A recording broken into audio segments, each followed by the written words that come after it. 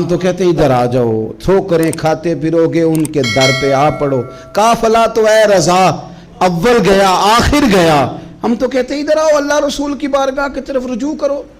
اور وہ ایک جملے پہ اگر تو عمل ہو گیا، پیار سے باتیں کرتا رہتا ہوں، سب کے ساتھ نہیں کرتا، جس کا مجھے پتا ہو کہ یہ تھوڑا سہ لے گا۔ ایک دوست نے مجھے کہا کہ میں تو آتا ہوں تو مجھے علاقے کے لوگ کہتے ہیں ان کو بلاؤ، تو میں کہتا ہوں پورا عمل کرنا میری غلط ہے، تو پھر میں باقیوں کو بھی لگا جاؤں گا، تو اگر تیرا ہی عمل نہیں ہو سکا تو باقیوں کو میں نے جا کے کیا سمجھانا ہے۔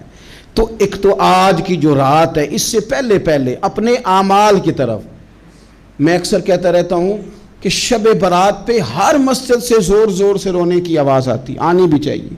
شب قدر پہ آتی ہے، عمرے پہ جاتے وقت لوگ معافیاں مانگتے ہیں، حج پہ جاتے وقت، اور کروڑوں لوگ یہ کام کرتے ہیں سال میں۔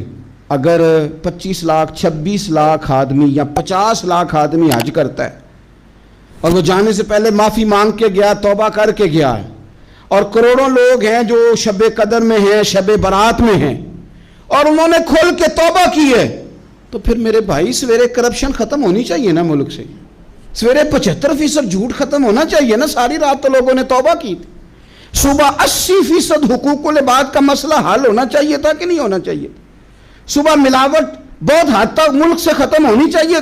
تو کیا ہم نے سمجھ لیا ہے؟ ہم نے یہ سمجھا ہے کہ شب برات پہ بھی بس ایک رسم ادا کرو، آؤ تھوڑی توبہ کرو چھٹی کر جاؤ، آئیے شب قدر تو توبہ کرو چھٹی کر جاؤ۔ کیا یہ ہم نے مطلب سمجھ لیا؟ حج کرنے گئے، رب کی بارگاہ میں حاضر ہوئے، رسول کریم کی بارگاہ سے بھی جو ہو کے آ جائے اور بدلے ہی نہ، وہاں تک جائے اور بدلے ہی نہ۔ مدینے گئے، کعبے گئے، کربلا گئے، جیسے گئے تھے گھوم پھر کے ویسے ہی آ گئے۔ نتیجہ کیا ہے؟ اپنی زندگی نتیجہ خیز بنائیں۔ آج اس خوبصورت موقع پر جب شب برات ہمارے سامنے کھڑی ہے، اپنے ذہن میں تہیہ کریں کہ اب ہم نے بدل جانا ہے۔ شوگر ہو جائے تو بدلنا پڑتا ہے، اللہ معاف کرے، چینی چھوڑنی پڑتی ہے، من پسند مٹھائیاں چھوڑنی پڑتی ہیں، بدلنا پڑتا ہے۔ بلڈ پریشر ہو جائے تو یارو بدلنا پڑتا ہے۔ اگر انسان کو خدا نہ خواستہ کوئی مرض لگ جائے تو بدلنا پڑتا ہے۔ اولاد پیدا ہو جائے تو بدلنا پڑتا ہے۔ گھر میں بیٹیاں پیدا ہو جائیں تو بوڑھے باپ کو بدلنا پڑتا ہے۔ بال سفید آ جائیں تو پھر بھی تو بدل جانا چاہیے نا۔ انسان کی عمر 40 سال ہو جائے تو پھر بھی تو بدل جانا چاہیے۔ شب برات پہ توبہ کرے تو پھر بھی تو بدل جانا چاہیے۔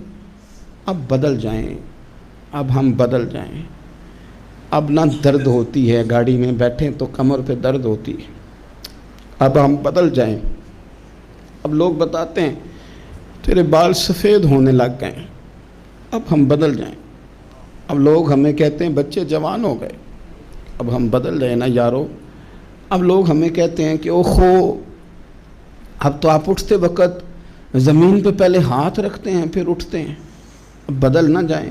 اب محسوس ہوتا ہے کہ نیند گہری نہیں آتی، اب محسوس ہوتا ہے کہیں کہیں جسم میں تکلیف ہے، اب بدل نہ جائیں۔ اب نہ کئی کلاس فیلو چلے گئے دنیا چھوڑ کے، اب بدل نہ جائیں۔ اپنے بہن بھائیوں میں سے کئیوں کا جنازہ پڑا، بدل نہ جائیں۔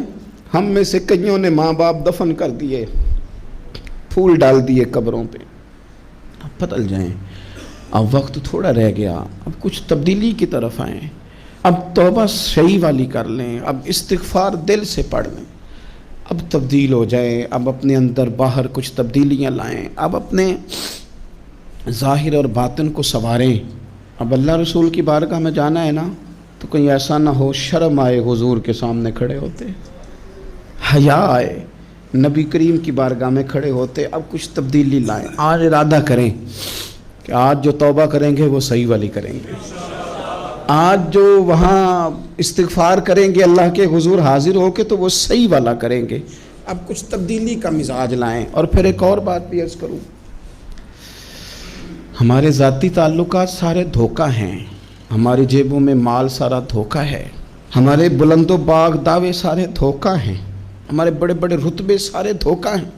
بڑے تعلقات تھے بیٹے کے، پر ماں بیمار تھی تو اسے صحت تو نہیں تعلقات کی وجہ سے مل سکی۔ بڑے تعلقات تھے نا بیٹے کے، لیکن جب بیماری زور پکڑ گئی تو پھر کیا کر سکا کوئی؟ بڑے تعلقات تھے، بڑا پیسہ تھا جیب میں، بڑا کچھ تھا، لیکن جب جناب اسرائیل آئے تو پھر کوئی کچھ بھی نہ کر سکا، پھر اپنے رہ گئے، اور جس کو جانا تھا وہ سب چلے گئے۔ تو یہ جتنی چیزیں ہیں نا، یہ کچھ نہیں ہیں، یہ دھوکہ ہے۔ سچ صرف اللہ رسول کی ذات ہے، حقیقت صرف دین ہے، اصل صرف وہ بارگاہیں ہیں۔ دھوکے میں نہ زندہ رہو، چھوڑ دو یہ بات کرنی کہ بڑے تعلقات ہیں، چھوڑ دو یہ بات کرنی کہ بڑا پیسہ ہے، چھوڑ دو یہ بات کرنی کہ برادری قبیلے علاقے میں بڑا، اور کچھ بھی نہیں ہے۔ کل من علیہ فان، ہوئے نامور بے نشاں کیسے کیسے۔ دیکھو زمین کھا گئی، نوجوان کیسے کیسے۔ میں مولانا نورانی کی قبر پہ کھڑا تھا تو میں کہہ رہا تھا مقدور ہو تو خاک سے پوچھوں کہ اے لئیم تو نے وہ گنج ہائے گرا مایا کیا کیے؟ اتنے بڑے لوگ تو لے گئی، اتنے بڑے لوگ قبروں میں کدھر گئے؟ سلطان محمود غزنوی کہاں ہیں؟ شہاب الدین غوری کہاں ہیں؟ وہ لوگ جو میدانوں میں آ کے صرف ان کا نام لیا جاتا تھا تو دنیا کانپ جاتی تھی، وہ کہاں گئے؟ اٹھ گئے سب لوگ، چلے گئے، ختم ہو گیا معاملہ۔ وقت اب ہماری طرف بڑھ رہا ہے، اب تیزی ہے، اب پیغام اجل آیا، کئی ہمارے ارد گرد سے اٹھا کے لے گیا، اب ہمیں بھی تو واپس لوٹنا ہے نا، تو کچھ تیاری کر لیں، کچھ ارادہ کر لیں۔ اور بارگاہ رب رسول کی اس طرح کی ہے کہ بس جانے کی دیر ہے، بس صرف جانے کی دیر ہے، صرف جانے کی۔ اور اللہ رسول کی بارگاہ دوستو وہ والی ہے کہ جہاں نا زیادہ منت بھی نہیں کرنی پڑتی۔ وہ جو 4-5 لوگ تھے نا مکہ مکرمہ میں، انہوں نے بہت ہی اسلام کی مخالفت کی حد کر دی تھی، ان کے لیے حکم ہوا تھا جہاں ملے قتل کر دو۔ اکرمہ تھے، ابن قتل تھے، کچھ اور لوگ تھے، تو پتہ ہے ان کو کسی نے مشورہ کیا دیا تھا؟ کسی کافر نے مشورہ دیا، پر پتہ صلاح کیا دی تھی؟ اس نے کہا تھا تم نے بڑی زیادتیاں کی ہیں، بڑے بے ادب ہو، کسی صحابی کے قابو نہ آنا، مار دیے جاؤ گے، اپنی خطاؤں کے سبب سے تم مار دیے جاؤ گے، لیکن اگر کسی طریقے چھپتے چھپاتے رسول پاک کی بارگاہ میں پہنچ جاؤ نا، اگر وہاں کسی طریقے چلے جاؤ۔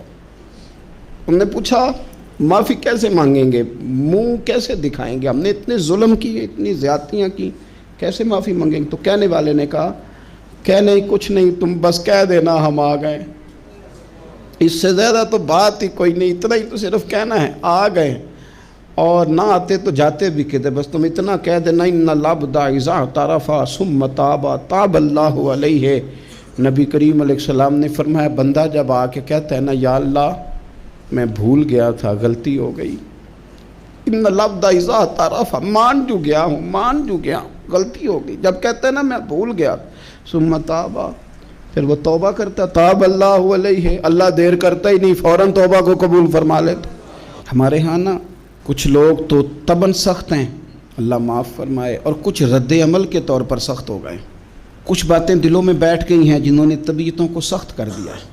کبھی کہیں آپ بہو سے کہ چلو بوڑھی ساس سے اگر کبھی کو بات سخت نکل گئی ہے تو معاف کر دے، وہ تیار نہیں ہوتی، وہ کہتی ہے تمہیں پتہ نہیں میرے ساتھ کیا کچھ ہوا۔ کبھی ساس سے کہا جائے نا چلو بھول گئی تھی بچی تو آپ درگزر کر دیں، تو کہتے تمہیں پتہ نہیں میرے اندر سختی کتنی آ گئی ہے، دکھ کتنے بیٹھ گئے۔ ہم نا طبیعتوں میں سختی کر بیٹھے، ہمارے دل دھڑکتے ضرور ہیں لیکن صرف اپنے بچوں کے لیے، ہمارے سینوں میں درد اٹھتا ضرور ہے لیکن صرف اپنوں کے لیے۔ ہم نے نا 2 4 5 6 باتیں جمع کر کے ان پر پورا ذہن بنا کے سخت ہو گئے ہیں، طبیعتیں سخت ہیں، دل سخت ہیں۔ میرے نبی پاک صلی اللہ تعالی علیہ وسلم نے فرمایا، یہ حدیث مسلم شریف میں موجود ہے، فرمایا جنت میں وہ لوگ داخل کیے جائیں گے جن کے دل چڑیوں کی طرح نرم ہیں، نرم دل کے لوگ، معاف کر دینے والے، جلدی مان جانے والے۔ ایک صاحب تھے اپنے بھائی سے ناراض ہو گئے اور انہوں نے رشتے سے انکار کر دیا، پہلے ان کے بیٹے کی وہیں پہ نسبت تھی، انکار کر دیا۔ تو کئی لوگوں نے ان سے کہا، میں نے بھی کہا، تو وہ کہنے لگے پیر صاحب عزت بڑی کرتا ہوں آپ کی لیکن میں مرد ہوں، ایک دفعہ نہ کر دوں تو پھر ہاں نہیں کیا کرتا۔ تو میں نے اس صاحب سے کہا، میں نے کہا یوں نہ کر، اگر صبح قیامت تیرے بارے میں کوئی سخت فیصلہ آ جائے اور رب کو منانا ہو کسی مقام پر تو کیا کہے گا؟ بہانے بنا بنا کے ہم سخت ہو گئے، دل اتنے سخت پتھر کر لیے، میں فلاں ہوتا ہوں جی، میں نہیں دوبارہ کسی کی سنتا۔ اور خدا کے بندو، میرے نبی پاک علیہ السلام نے فرمایا مومن تو اس طرح ہوتا ہے جس طرح اونٹ کے ناک میں نکیل ہوتی ہے، بٹھا دو تو بیٹھ گیا، اٹھ جاؤ تو اٹھ گیا۔ اور حضور نے فرمایا وہ لوگ جو بہت بد اخلاق ہیں، جھگڑالو ہیں، فسادی ہیں، سخت دل ہیں، وہ لوگ جنت میں نہیں جائیں گے۔ جو جھگڑے کرتے پھرتے ہیں، جھگڑالو لوگ ہیں۔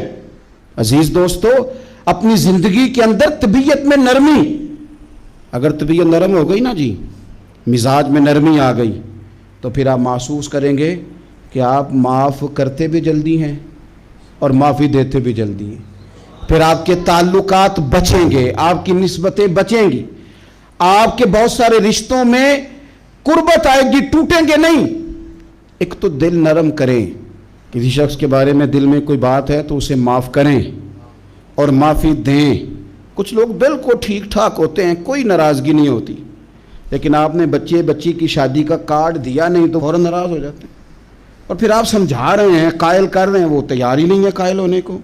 سنو، اور اس حدیث کو یاد رکھنا، نبی پاک صلی اللہ تعالیٰ علیہ وسلم نے فرمایا جس کے پاس اس کا بھائی عذر لایا، بھائی معافی مانگنے آیا اور پھر اس نے معاف نہ کیا، اللہ کے حبیب فرماتے میرے حوض کوثر پہ نہ آئے۔ تو سخت ہو کے بیٹھ گیا ہے، تو کہتا ہے میرے سے پہلے سنے، میں آپ کو بتاؤں اس نے میرے ساتھ کیا کیا، اور ٹھہر جا۔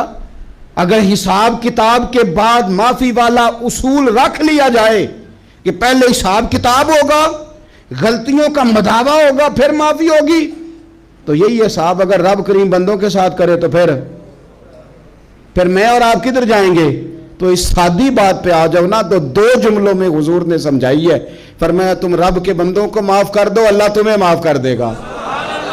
تو آج کی شب سے پہلے، آج کے دن سے پہلے، رمضان المبارک کے تشریف لانے سے پہلے اپنی طبیعت کے اندر ایسا ذوق لائیں، ایسی طبیعت لائیں کہ ہم نے معافی دینی بھی ہے اور معافی لینی بھی ہے۔ بعض اوقات ہم رسم ادا کرتے ہیں شب برات سے پہلے، یہ سوشل میڈیا پہ چل گیا، فلانے کو فلان کہہ دیا، اگر کوئی کبھی ہوئی نا تو معاف، ایسے تو نہیں نا معافیاں ہوتی۔ ہمیں پتہ ہوتا ہے ہم سے کون ناراض ہے، ہمیں خبر ہوتی ہے ہم نے کس کو تکلیف دی، ہمیں پتہ ہوتا ہے کس نے ہمارے لہجوں سے پریشانی پائی ہے، کون ہے جو ہماری وجہ سے اذیت کا شکار ہے، تو اس سے جا کے معافی مانگے، تو یہ چیزیں معافی کا سبب بن جائیں گی۔ اور پھر میرے نبی پاک صلی اللہ علیہ وسلم نے دو چار چیزیں اور بھی بیان کی ہیں، میرا دل کرتا ہے کہ وہ بھی ذرا آپ کو عرض کر دوں۔ حضور سید عالم علیہ السلام نے نا جنت میں لے جانے والے جب اعمال بیان کیے تو حضور علیہ السلام نے فرمایا کہ ایک تو زکوٰۃ صحیح ادا کرنا، شرک سے بچنا، توحید پہ قائم رہنا، اور زکوٰۃ ٹھیک ادا کرنا اور اپنے رشتہ داروں سے اچھا سلوک کرنا، جنت میں داخل ہو جاؤ گے۔ یہ جو ہمارے زیادہ قریبی لوگ ہوتے ہیں نا، ان کا حق بھی شریعت نے زیادہ رکھا ہے، اور یہ بعضوں کا تکلیف بھی زیادہ دیتے ہیں۔ لیکن میرے عزیز، ایک بات سمجھ لیں اچھی طرح سے اور اپنے دل میں بٹھا لیں، میں نے درجنوں بار کہی ہے، پھر کہتا ہوں، اللہ تعالیٰ نے جو خاندان میرے لیے پسند کیا ہے نا، مالک نے مجھے وہاں پیدا کیا ہے، تو جو چچا اللہ نے میرے لیے پسند کیا ہے وہ مجھے بھی پسند ہونا چاہیے، اور جو ماموں اللہ نے میرے لیے پسند کیا ہے وہ مجھے بھی پسند ہونا چاہیے۔ انسانوں کے اندر کمزوریاں بھی ہوتی ہیں، خوبیاں بھی ہوتی ہیں، لیکن ہمارا یہ مسئلہ بن جاتا ہے کہ ہم نہ صرف کمزوریوں کو ڈسکس کرتے ہیں، خوبیوں کا تذکرہ کرتے ہی نہیں۔ اپنے مزاج کے اندر اس بات کو آپ نے پیدا کرنا ہے۔ آج ایک اور ارادہ بھی کریں، ایک اور اپنے ذہن کے اندر بات بھی زیادہ شوق کے ساتھ پیدا کریں۔ آپ یہ کوشش کریں کہ اپنی صلاحیتوں کو دیکھیں کہ آپ میں کیا خوبی ہے، بولنے کی ہے، لکھنے کی ہے، مال خرچ کرنے کی ہے، کسی کو پیغام دینے کی ہے۔ مسجد نبوی شریف میں ایک بی بی صرف جھاڑو خالی دیتی تھی، بیمار ہو گئی تو سرکار تیمارداری کرنے گئے، اور صحابہ نے حضور کو اطلاع دیے بغیر تدفین کر دی، جنازہ پڑھا دیا، تو حضور نے قبر پہ کھڑے ہو کے دوبارہ جنازہ پڑھایا۔ اپنے وجود کو بیکار نہیں رکھنا، اس سے کوئی کام لیں۔ اللہ فرماتے ہیں افحسبتم انما خلقناکم عبثا وانکم الینا لا ترجعون، فرمایا تم کیا سمجھتے ہو ہم نے تمہیں بیکار پیدا کیا ہے، اور کیا سمجھتے ہو تم نے لوٹ کر ہمارے پاس آنا نہیں؟ ایک ذرہ بھی تو بیکار نہیں ہو سکتا، لہذا میں کسی شخص سے بیزار نہیں ہو سکتا۔ اپنی اس صلاحیت کو ضائع نہ کریں۔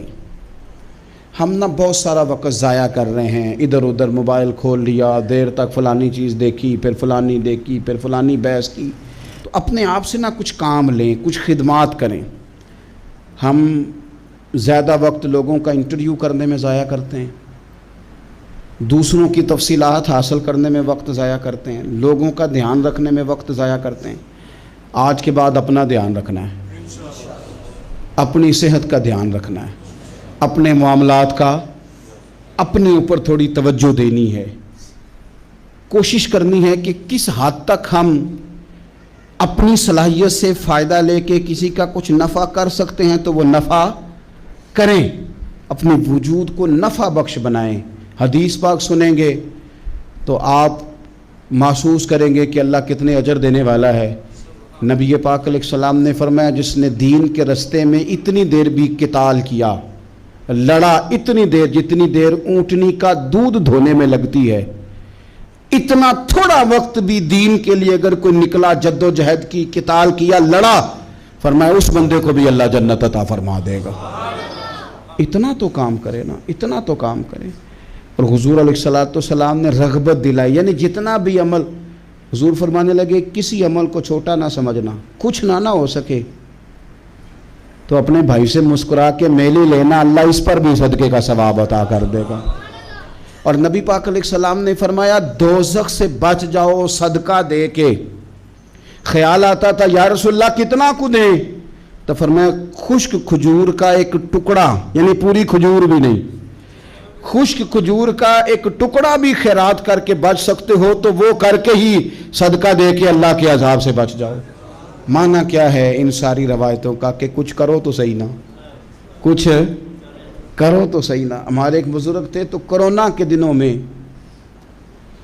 انہوں نے ایک جملہ کہا، کہنے لگے یہ کرونا پتہ تمہیں کیا کہنے آیا ہے؟ کہنے آیا ہے کہ بیماریاں آ رہی ہیں، حالات خراب ہیں، یہ کرونا نہیں، یہ کہتا ہے کچھ کرو نا، کچھ اللہ اللہ کرو نا، فارغ نہ بیٹھو، دیکھو کیسے لوگ ڈھیروں کے ڈھیروں اب جا رہے ہیں، اب کچھ کرنا ہے انشاءاللہ تعالی، اب کچھ وقت ضائع نہیں کرنا، اور زندگی میں کچھ، میں کہہ چکا ہوں کہ ایک بندے کو بھی اللہ نے بیکار نہیں پیدا کیا، ہم نے خود اپنے آپ کو بیکار کر لیا ہے۔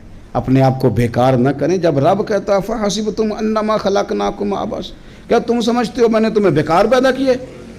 آپ لوگ بڑے کام کے ہیں، بس اپنے آپ کو پہچانے۔ اقبال کہنے لگے عجب نہیں کہ خدا تک تیری رسائی ہو، اور تیری نظر سے تو پوشیدہ ہے آدمی کا مقام، تو بندے کوئی نہیں سمجھ سکا تو وہاں تک تو کیسے جائے گا؟ اپنے آپ کو پہچانے۔ یہ جو کہتے ہیں نا مجھ سے کچھ بھی نہیں ہوتا، ناراض تو نہیں ہو جائیں گے؟ یہ کچھ کرنا نہیں چاہتے، یہ صرف ادھر ادھر دھیان رکھ کے ایک فوٹو چڑھا کے ادھر بھاگ ادھر اپنے نفس کو راضی کرتے ہیں۔ نفس بس کہہ رہا ہے آج یہ کر لو تو وہ کر لیا، ادھر دیکھ لو تو ادھر دیکھ لو۔ اس سے نکلیں، مثبت، مضبوط، مستحکم ارادے کریں اور پھر چل نکلیں۔ لڑنا شرط ہوتا ہے، جیتنا شرط نہیں ہوتا۔ تاریخ یہ نہیں دیکھتی کہ جیتا کون کون، تاریخ یہ دیکھتی ہے کہ لڑا کون کون، میدان میں کون کون رہا۔